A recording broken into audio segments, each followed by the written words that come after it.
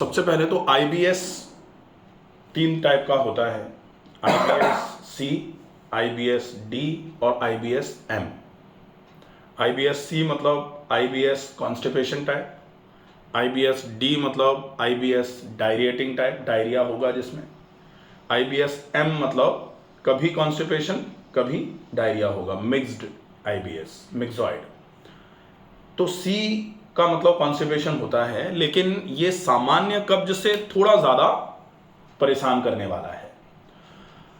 सामान्य कब्ज का मतलब है, कब्ज है अगर हमने थोड़ा बहुत फॉलोअप अच्छा सा कर लिया, थोड़ा फाइबर खा लिया, थोड़ा अच्छी लाइफस्टाइल में रह लिए, तो कब्ज क्लियर हो जाता है, कब्ज टूट जाता है और फिर खाना वाना पचने लग जाता है, तो अपने आप पेट साफ होना चालू हो जाता है। लेकिन अगर किसी को कॉन्स्टिपेशन आईबीएस की वजह से हुआ हो, तो आईबीएस का मतलब होता है इरिटेबल बाउल सिंड्रोम। इरिटेबल मतलब आंतों में चिड़चिड़ापन आ गया है, आंतें इरिटेट हो गई हैं। तो कोई भी व्यक्ति इरिटेट कब होता है? जब बहुत एक ही, जैसे एक बात को एक बार पूछो कोई दिक्कत नहीं, दो बार पूछो कोई दिक्कत नहीं, तीन बार पूछो कोई दिक्कत नहीं, लेकिन बार बार एक ही बात को पूछो, बार बार कोई एक ही बात को कहे, तो फिर इरिटेशन आना थोड़ा स्वाभाविक सी बात हो जाती है। किसी को थोड़ा जल्दी आ जाता है, किसी को थोड़ा देर में आता है, लेकिन आता सबको है। ऐसे ही आंतें चाहती हैं कि ये मत खाओ। हमने खाया, एक बार आंतें सह लेंगी, फिर कहेंगी मत खाओ, फिर खा लिया, फिर सह लेंगी, लेकिन बार बार हम वही कर रहे हैं जो आंतें नहीं चाह रही हैं, तो आंतें इरिटेट होना चालू हो जाएंगी। अब ये एक्चुअली क्या है कि ये मेडिकल लैंग्वेज नहीं है। मेडिकल लैंग्वेज क्या है? आईबीएस मतलब एक तरीके से साइकोसोमेटिक डिसऑर्डर है, बहुत ज़्यादा स्ट्रेस में रहने वाले लोगों को हो जाती है, या फिर थोड़ी हेरेडिटरी भी फैमिली हिस्ट्री चलती है तो आईबीएस आ जाती है, या फिर किसी का लाइफस्टाइल बहुत ज़्यादा खराब हो तो वो लाइफस्टाइल वाला इसमें आ जा रहा है। लेकिन आईबीएस होने का आज सबसे बड़ा रीज़न यही है कि हम आंतों की जो मनोदशा है उसको नहीं समझ पा रहे। हर व्यक्ति का, जैसे आजकल तो बहुत सारे वीडियोज ऐसे बनने लग गए ना कि आंतें भी बोल रही हैं कि देखो भैया हमको ये नहीं समझ में आता, ये मत खाओ। लिवर कह रहा है देखो हम, अगर आंतों ने हमारे पास ये पहुंचाया हम इसको एक्सेप्ट नहीं करेंगे। तो बेचारी आंतें बहुत इरिटेट जब हो जाती हैं तब वो ये काम करना चालू करती हैं कि आइदर या तो तुम खा लो, भर देंगे हम, भरा रहेगा, निकालेंगे ही नहीं हम। इरिटेशन का ही तो एक हिस्सा होता है ना, बोलते रहो यार हमें सुनना ही नहीं है तुम्हारी, ये करते हैं। तो आते हुए ठीक है भरते रहो यार, हमें नहीं निकालना, हमें कोई काम ही नहीं करना। आते काम नहीं करेंगी। आईबीएससी मतलब आते काम नहीं करेंगी, और आते कहेंगे अच्छा तुम भर रहे हो, चलो भरो हम निकाल देते हैं तुरंत की तुरंत, काम में नहीं आने देंगे। इसको बोलते हैं डी।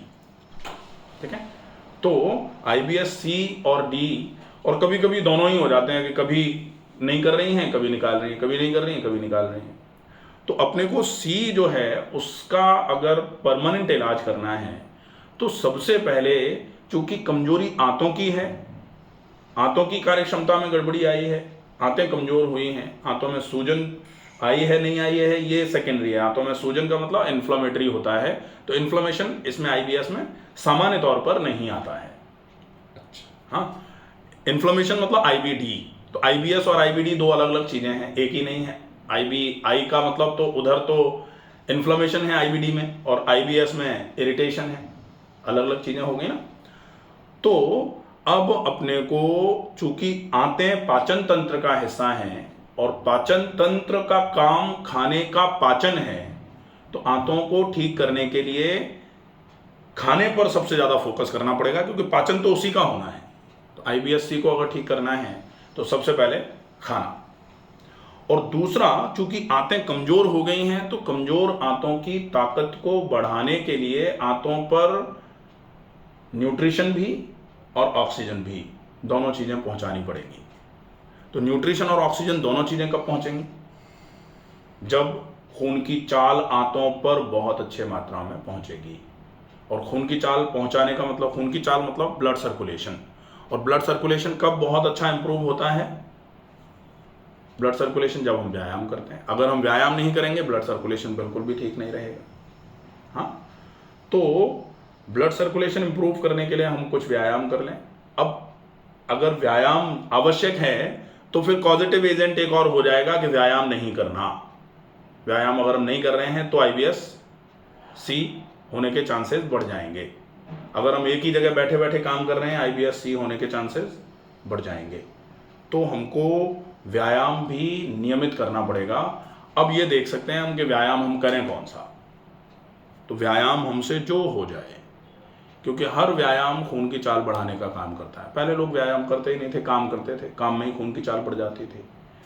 अब स्थिति ये है कि थोड़ा चलने से लोगों की सांस भर रही है, वही हो रही है पोजीशन में। हाँ, तो अगर थोड़ा चलने से सांस भर रही है, इसके दो रीजन होते हैं।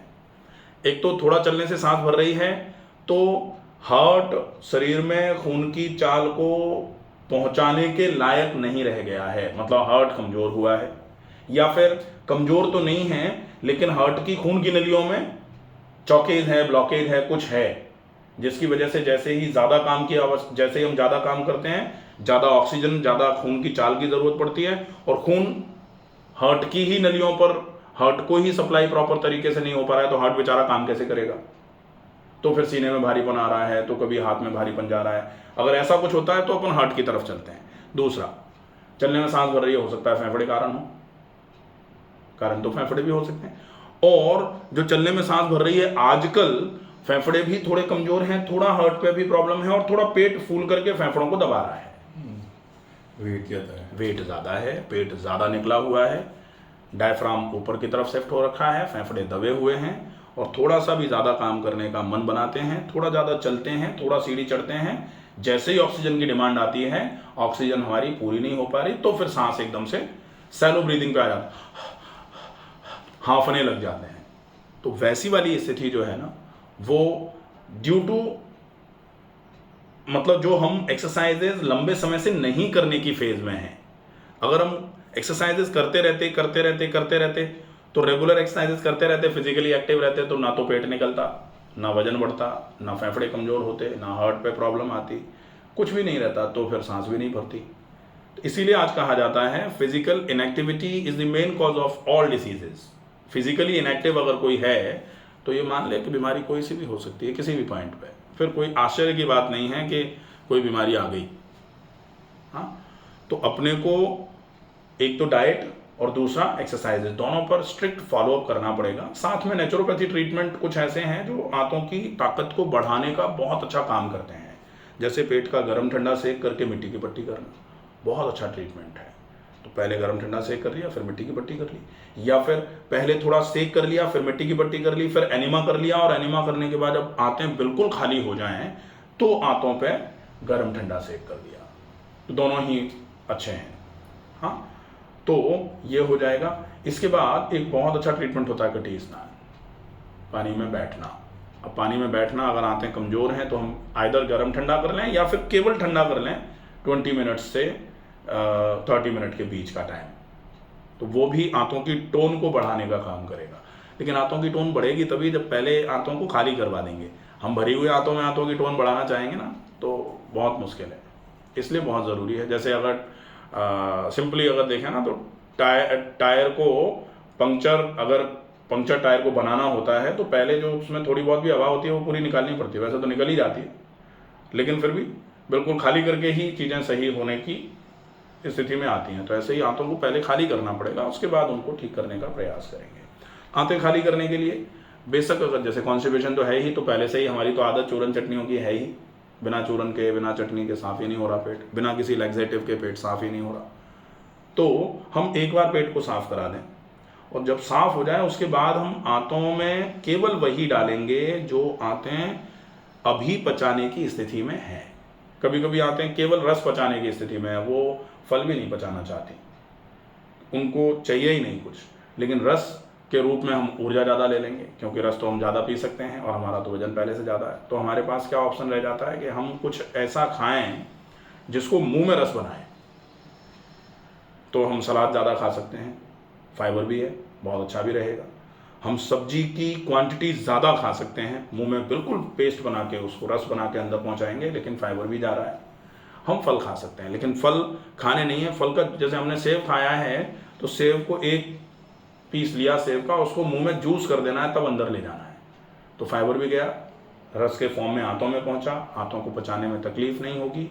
और जितना हम पेरिस्टाल्सिस बढ़ा देंगे, चबाएंगे जितना, उतना पेरिस्टाल्सिस बढ़ेगी। तो जब आंतों की कमजोरी आ जाए, आंतों में चाल जो है कमजोर हो जाए, जिसको गट मोटिलिटी का वीकनेस बोला जाता है, इमोटाइल गट बोला जाता है, वो ठीक करने के लिए चबाना बहुत ज़्यादा इफेक्टिव है। तो चबा के खाना। एक और प्रोसेस है, ऑयल पुलिंग कर दो। मुंह में 1 चम्मच तेल भर के मुंह को जोर से चला दो 5, 7, 10 मिनट।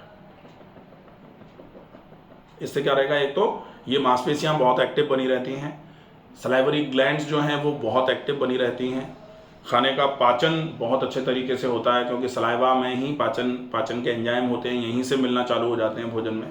फिर जब मुंह चलता है तो गट मोटिलिटी भी इम्प्रूव होती है, तो पेरिस्टाल्सिस बढ़ जाती है, तो आपके खाने के आंतों में चलने की दर जो है वो ठीक हो जाती है। तो ये सारी चीज़ें मैनेज करेंगे ना, तो IBS-C ठीक होगा। और इसको ठीक होने में टाइम लगेगा, प्रैक्टिस रेगुलर करनी पड़ेगी। जैसे जो भी अपन समझें उसको स्ट्रिक्टली फॉलो करना चालू कर दें और लंबे समय तक फॉलो अप करेंगे, डेफिनेटली IBS बिल्कुल क्लियर हो जाएगा। अदरवाइज IBS के लिए जनरली लोग ये बोलते हैं IBS ठीक नहीं होता, IBS तो साइकोलॉजिकल बीमारी है, IBS में जनरली लोग बहुत दुबले हो जाते हैं, अपन अलग हैं। लंबे टाइम तक लोग एफर्ट करते नहीं हैं। हाँ, अफोर्ड करना ही नहीं चाहते बेसिकली, क्योंकि उनको ये एक सेंटेंस दिमाग में घुस जाता है कि IBS तो ठीक ही नहीं होता। अब IBS ठीक ही नहीं होता, अगर हम चाहें कि खाना तो मुंह में जाता ही नहीं, थाली सामने रख लें और कहें उसको कि चला जा मुंह में, चला जा मुंह में, ऐसा तो जाएगा नहीं। ऐसे कौर तोड़ो, हाथ से ऐसे करके लाओ, मुंह में ले जाओ, चला जाएगा। एफर्ट लगाने पड़ेंगे, बिना एफर्ट के तो नहीं ठीक हो, बिना एफर्ट के तो कोई चीज़ ठीक नहीं होती। ठीक है, हो जाएगा, बिल्कुल बिल्कुल चिंता मत करिए। अब वो आम से आम बात बन गई है, वो घुटनों तो में जैसे दर्द तो ही खूब हो गया है, बाकी पूरी बॉडी में भी पेन है। पूरे में आएगा। अगर पेट खराब होगा, वात का मुख्य स्थान आमाशय होता है, आमाशय से वात का जनन होता है और फिर वो फैलता है तो वो जोड़ों तक जाता है, वो रूखापन कराएगा जोड़ों में। श्लेष्मक कफ जो होता है, वात कफ को सुखा देता है, वात आग को बढ़ा देता है। तो वात अगर आया तो सारी बीमारियां आ जाती हैं, पित्त भी गड़बड़ हो जाएगा। अगर थोड़ा सा भी गर्मी हुई शरीर में, पूरे शरीर में फैल जाया करेगी। थोड़ा सा भी अगर गैस बनी, पूरे शरीर में फैल जाएगी।